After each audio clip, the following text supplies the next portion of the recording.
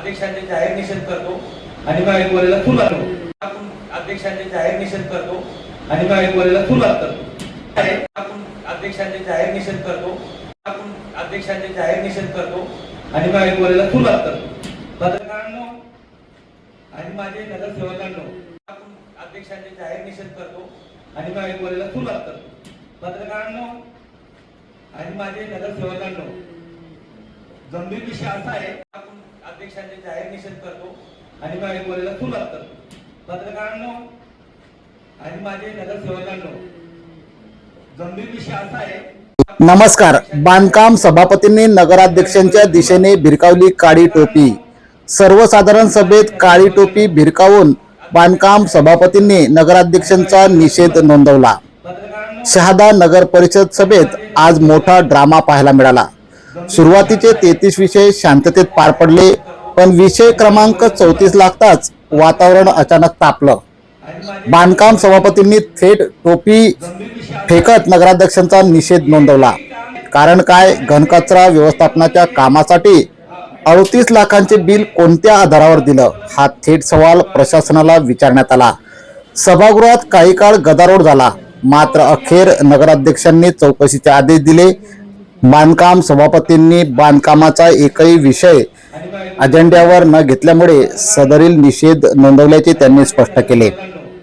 परंतु यानंतरही सभा सुरू राहिली व काही विषय या ठिकाणी मंजूर करण्यात आले। जवळपास 47 विषय सर्वानुमते मंजूर झाले असून 63 पैकी 47 विषय मंजूर झाल्यामुळे ही सभा पॉझिटिव्ह ठरल्याचे बोलले जात आहे। KTN news network, Shahada. गंभीर विषय असा आहे की विषय नंबर 34 घनकचरा तिथं पडलेला आहे, त्याच्यावर बिल अदा केलेलं आहे। काम सुरू आहे, याची वर्क ऑर्डर आहे 1,43 लाखाची वर्क ऑर्डर आहे। काम 0 आहे। तुम्ही काम दाखवा मला, तुम्ही सांगता 38 लाखाचे यांनी बिल काढलेले। आपण सांगायचं साहेब, सांगा या कामावर किती बिल दिले तुम्ही? पाहावं लागेल नाही, आताच सांगा मला। आपण अध्यक्षांचे जाहीर निषेध करतो आणि गायकवाडीला सुरुवात करतो।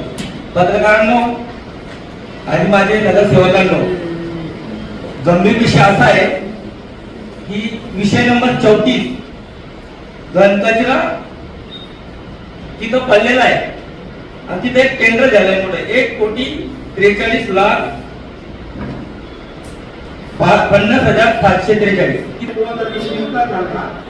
तो कचऱ्यावर प्रक्रिया करून त्याचं खत बनवलं जातं। ते खत आधुनिकच्या जागेवर आहे, वायव्यांनी झालं 39,38,900 खत झालं, तो विषय वेगळा आहे। परत SWM2 म्हणजे SWM2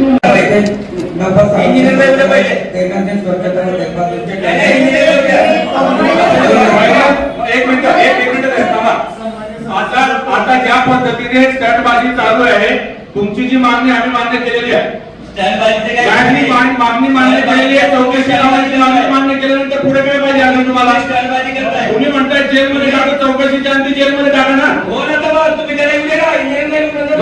आता जेव्हा बांधकामाचा विषय येईल तेव्हा आपण घेऊ। आपल्याला किती वेळ बसायचा इथं? कोणता विषय तेव्हा परत घेऊ। इंजिनियरला उत्तर देऊ द्या, असं काय म्हणता तुम्ही? डायरेक्ट आरोप करताय हा जेलमध्ये नाही, तो जर पहिली चौकशी होत्या तुम्ही करायचं काम अध्यक्ष मोठे करताय। आम्ही काही करत नाही, याच्या आधी झालेला आहे। अध्यक्ष करताय आणि जर तसं असेल संबंधित सगळे जण जातील, अध्यक्षाची सही नसते।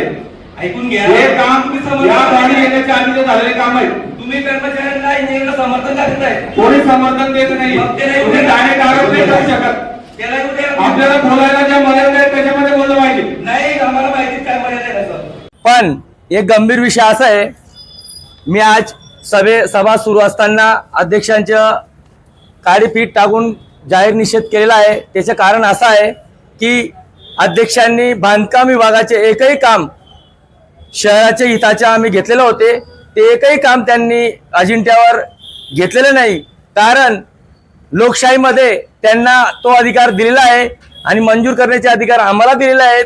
अजिंठ्यावर विषय त्यांनी माझ्या न घेतल्यामुळे शहराचा विकास थांबणार आहे।